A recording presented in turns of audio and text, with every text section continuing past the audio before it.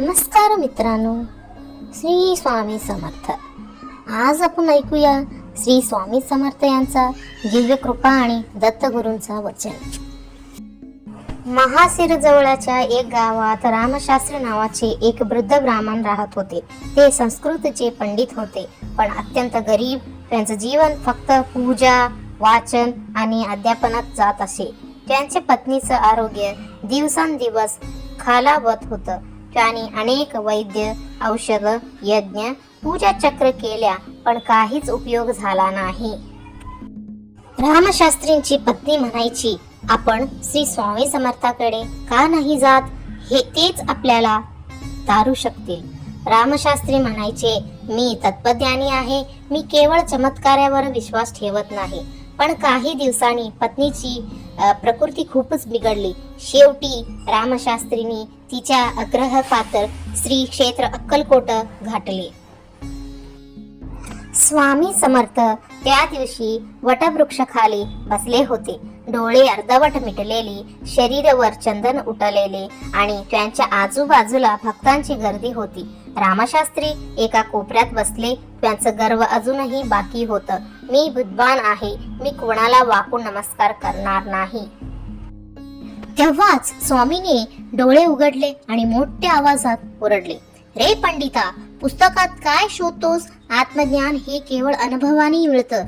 तुझ्या स्त्रीचा रोग बाह्यक नाही, तो तुझ्या अहंकाराचा परिणाम आहे।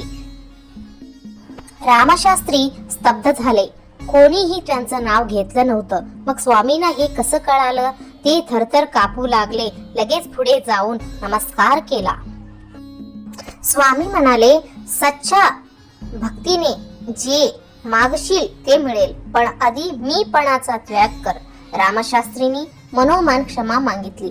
स्वामींनी एक लहानसा बटाटा दिला आणि म्हणाले, हा बटाटा उकडून तिला खायला घाल, 3 दिवसात बघ। रामशास्त्री घरी परतले। बटाटा उकडून पत्नीला दिला। 3ऱ्या दिवशी तिची प्रकृती चमत्कारिकरित्या सुरू लागली। तिचं वजन वाढू लागलं, चेहरा तेजस्वी झाला। डॉक्टरही अचंबित झाले। रामशास्त्रींचा अहंकार पूर्णपणे नष्ट झाला। त्यांनी आपली उरलेली आयुष्याची वर्षे स्वामींच्या नामस्मरणात घालवली। या कथेतील संदेश आहे तुमच्यासाठी, अहंकार ठेवून श्रद्धा टिकत नाही। श्री स्वामी समर्थ फक्त तुमच्या दुःख दूर करत नाहीत, ते तुमचं आत्मिक रूप बदलतात।